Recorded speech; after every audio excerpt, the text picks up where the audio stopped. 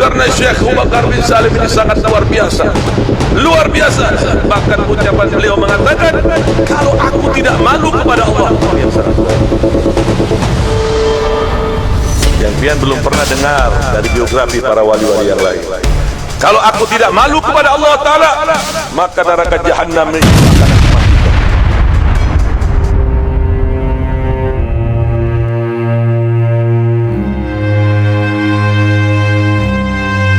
Belakangan ini, jagat media sosial kita kembali dihebohkan. Sebuah klaim yang terdengar luar biasa, bahkan di luar logika, muncul dan viral. Disebutkan bahwa Syekh Abu Bakar bin Salim bisa memadamkan api neraka. Klaim ini beredar luas lewat potongan video, postingan di platform digital, hingga dibicarakan dalam berbagai forum. Sebagian orang menerimanya dengan penuh kekaguman, namun tidak sedikit pula yang menanggapinya dengan kritis. Artikel opini dan kajian akademik juga mengingatkan bahwa klaim semacam ini bisa tergelincir pada glorifikasi berlebihan, bahkan khurafat. Lalu, apa sebenarnya yang salah? Bukankah menghormati habaib itu bagian dari tradisi kita? Jawabannya, benar, penghormatan itu sah dan mulia. Tetapi glorifikasi, yaitu mengangkat mereka seolah punya kuasa setara dengan Allah, inilah masalah besar. Dalam teologi Islam, ada prinsip mendasar yang disebut tauhid rububiyah dan tauhid uluhiyah. Hanya Allah yang mencipta, memelihara dan berkuasa atas alam semesta. Hanya Allah pula yang berhak mengatur surga dan neraka. Al-Quran Surat Al-Mulk ayat 6 dan 7 menegaskan orang-orang kafir akan dimasukkan ke dalam jahanam. Neraka itu nyata dan tidak ada satu makhluk pun yang mampu mengubah hukumnya. Lebih jauh, Nabi Muhammad SAW pernah bersabda dalam hadis riwayat Muslim, "Wahai Bani Hashim, selamatkanlah diri kalian masing-masing. Aku tidak dapat menolong kalian sedikit pun di hadapan Allah." Hadis ini sangat jelas. Rasulullah saja tidak bisa menjamin keselamatan keluarga terdekatnya, kecuali dengan izin Allah. Bagaimana mungkin seorang habaib, sekelas ulama sekalipun, diklaim bisa memadamkan api neraka? Klaim seperti ini berbahaya karena bisa menyeret umat kepada pengagungan berlebihan, bahkan mendekati syirik. Di Nusantara, habaib terutama keturunan Ba'alwi memang sudah lama mendapat tempat istimewa. Mereka datang membawa ilmu, berdakwah dengan akhlak, hingga akhirnya dihormati oleh masyarakat. Dari situlah lahir tradisi majelis salawat, ziarah, dan penghormatan yang indah. Namun para ulama klasik sudah membedakan dengan tegas. Menghormati adalah satu hal, mengkultuskan adalah hal lain. Sayangnya di era media sosial, batas ini semakin kabur. Apa yang dulunya sekadar penghormatan, kini dengan cepat bisa menjelma kultus. Mari kita lihat dampak negatifnya. Pertama, akidah umat bisa terganggu. Jika orang percaya ada manusia yang bisa menguasai neraka, di mana posisi Allah. Kedua, ada potensi eksploitasi sosial. Figur habaib yang diagungkan bisa dipakai untuk kepentingan politik atau ekonomi. Ketiga, umat jadi salah arah. Mereka merasa cukup bersandar pada doa seorang habaib tanpa berusaha memperbaiki diri. Contoh paling aktual adalah acara besar di Masjid Istiqlal Jakarta pada 26 September 2025 lalu. Acara bertajuk Cahaya Hati, Cahaya Indonesia, menghadirkan para ulama dan habaib terkemuka, disiarkan langsung oleh televisi nasional.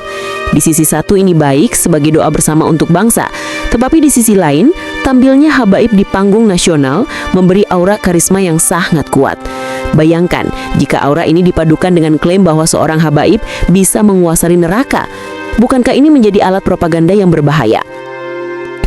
Ibnu Taimiyah pernah menegaskan, janganlah kalian berlebihan memuji seorang wali, karena ia tetaplah manusia. Pesan singkat ini jelas, bahkan wali Allah sekalipun tidak punya kuasa mutlak dalam urusan akhirat. Ulama kontemporer pun sepakat, penghormatan boleh, kultus jangan. Lalu apa yang harus kita lakukan? Pertama, perkuat literasi agama. Ajarkan sejak dini bahwa hanya Allah yang punya kuasa atas surga dan neraka. Kedua, biasakan verifikasi. Jangan asal percaya setiap klaim yang viral. Ketiga, dorong ulama dan organisasi resmi untuk mengeluarkan klarifikasi bila ada isu sensitif. Keempat, media wajib melakukan cek fakta, bukan sekadar mengejar sensasi. Dan kelima, mari kita buka ruang dialog antar kelompok Islam supaya perbedaan pandangan bisa diurai tanpa permusuhan. Sahabat sekalian, kita tidak sedang menolak penghormatan kepada habaib. Justru, kita ingin penghormatan itu tetap berada di jalur yang benar. Jangan sampai cinta berubah jadi kultus. Jangan sampai rasa hormat mengaburkan tauhid. Kembali lagi pada Al-Quran dan hadis, itulah kompas kita. Ingat, keselamatan di akhirat bukan ditentukan oleh sanjungan kepada manusia, tapi oleh iman yang benar dan amal solih yang Allah ridhoi. Semoga kita semua mampu menjaga keseimbangan antara rasa hormat kepada ulama dan keteguhan akidah kepada Allah semata.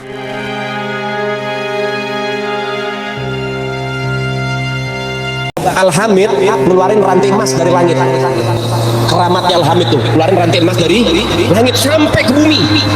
Lagi ngobrol sama kakaknya yang motor, Syekh Umar Motor. Ayo wahai Syekh Umar Motor, lihat keramatannya. Nurunin rantai emas dari langit sampai ke depan dia. Ini Habib Syekh Umar Motor ketawa doang. Dibilang sama adiknya, Al-Hamid, coba lihat tuh paling atas siapa? Gak tahu ada Syekh Umar Motor megangin rantai dari atas.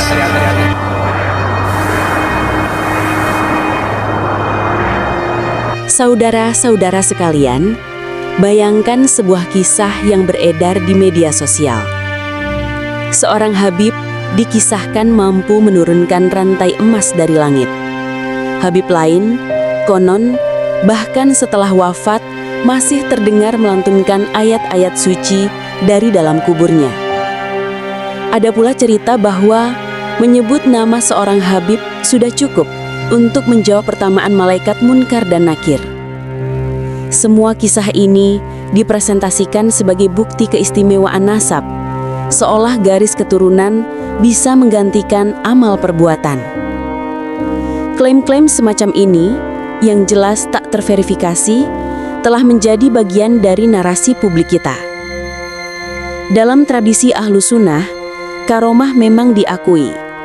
Ia adalah kejadian luar biasa atau khariqul adah yang Allah berikan kepada hamba-hamba pilihannya. Namun para ulama sejak dulu menegaskan bahwa karomah bukan tolok ukur utama kemuliaan seseorang. Al-Quran sangat jelas, sesungguhnya yang paling mulia di sisi Allah adalah yang paling bertakwa. QS Al-Hujurat ayat 13. Imam Al-Ghazali dalam Ihya Ulumuddin bahkan mengingatkan, jangan sampai keajaiban yang menyertai seseorang membuat kita lupa bahwa standar hakiki adalah ilmu, amal, dan keikhlasan. Ibnu Taimiyah pun menegaskan, karomah itu nyata, tetapi tidak boleh dijadikan legitimasi untuk menutupi kebodohan atau kebatilan. Sayangnya, di tengah masyarakat kita, kisah-kisah karomah justru mengalami pergeseran fungsi. Dari sekedar pengingat kebesaran Allah, ia berubah menjadi komoditas sosial. Kisah itu diulang-ulang di mimbar, diperbanyak di konten digital, dan dijadikan modal sosial untuk mengukuhkan otoritas. Fenomena ini bisa disebut sebagai flexing karomah, di mana keajaiban spiritual ditampilkan bukan lagi sebagai tanda ketakwaan, melainkan sebagai alat memperoleh pengakuan dan dominasi. Dampaknya tidak kecil. Pertama, standar keulamaan kita mengalami degradasi. Umat lebih sibuk mencari cerita spektakuler ketimbang mengapresiasi keluasan ilmu atau keistiqomahan ibadah. Kedua, ruang kritik tertutup rapat. Siapapun yang mempertanyakan kisah berlebihan, otomatis dituduh melecehkan keturunan Rasulullah. Ketiga, glorifikasi ini bisa melahirkan kultus nasab, sebuah pemujaan yang diwariskan secara turun-temurun tanpa syarat ilmu maupun akhlak. Tidak jarang, hal ini membuka peluang penyalahgunaan, baik dalam urusan materi, politik, maupun sosial. Kita bisa melihat gejala ini dalam berbagai peristiwa belakangan. Esai Misbahul di Sahih.co, terbit 28 Maret 2025, menyinggung soal rantai emas dan suara dari kubur sebagai contoh fenomena glorifikasi yang makin populer. Sumber Sahih.co 28.03 2025. Liputan 6 November 2024 juga pernah menyoroti narasi karomah ulama Nusantara yang viral di YouTube dan TikTok, meski sebagian besar tidak jelas sanad maupun validitasnya. Sumber rujukan dari Liputan 6 20.11 2024. Sementara itu, kajian antropologis tentang diaspora Hadrami di Asia Tenggara menunjukkan bahwa Penghormatan kepada habaib memang telah berkembang menjadi struktur sosial yang kokoh, seringkali sulit disentuh kritik. Sumber rujukan dari kajian tersebut adalah Taylor and Francis 2023. Cinta kepada Rasulullah harus diwujudkan dengan memperbanyak sholawat, amal, dan kerja nyata, bukan dengan membesar-besarkan kisah tanpa dasar. Inilah perbedaan mendasar antara penghormatan yang sehat dan kultus yang membutakan. Fenomena glorifikasi keturunan sebenarnya bukan hanya milik umat Islam. Dalam sejarah Eropa, raja-raja mengklaim hak ilahi untuk berkuasa. Di Jepang, kaisar dianggap sebagai keturunan dewa matahari. Pola ini serupa. Garis keturunan dipakai untuk melegitimasi otoritas, meski tanpa basis rasional atau moral yang jelas. Lalu apa yang bisa kita lakukan? Pertama, literasi agama harus diperkuat.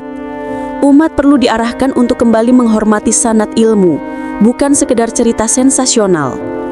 Kedua, ulama dan ormas perlu merumuskan panduan yang jelas tentang bagaimana menyampaikan kisah karomah dengan etika. Menekankan bahwa itu mungkin terjadi, tetapi tidak boleh dijadikan standar utama. Ketiga, media sosial harus didorong untuk mempromosikan verifikasi dan fact-checking terhadap klaim-klaim spektakuler. Keempat, pesantren dan lembaga pendidikan Islam mesti menanamkan sejak dini bahwa nasab adalah kehormatan, namun tak bisa menggantikan ilmu dan takwa. Saudara-saudara, kita tentu wajib menghormati Ahlul Bait Nabi. Itu bagian dari kecintaan kita kepada Rasulullah. Namun penghormatan tidak boleh bergeser menjadi pemujaan yang menafikan akal sehat. Mari kita ingat pesan Al-Quran. Janganlah kalian berlebih-lebihan dalam agama kalian. QS An-Nisa 171. Hormati warisan, muliakan nasab, tetapi jangan biarkan kisah khurafat mengaburkan tanggung jawab moral dan intelektual kita sebagai umat beriman.